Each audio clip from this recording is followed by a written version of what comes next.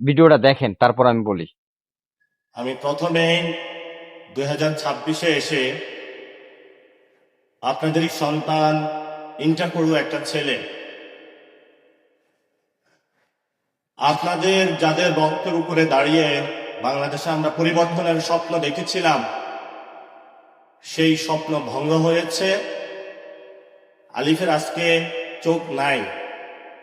গতকালকে তার সাথে দেখা করতে গিয়েছিলাম, তার একটি চোখে সে দেখতে পারবে না, আরেকটি চোখে এটা এফেক্টেড হবে। ডাক্তার বলেছে ওইটাও রাখতে পারবে কিনা। তার মা বাবা খুবই অসুস্থ, ফ্যামিলিতে আর একটা ভাই আছে।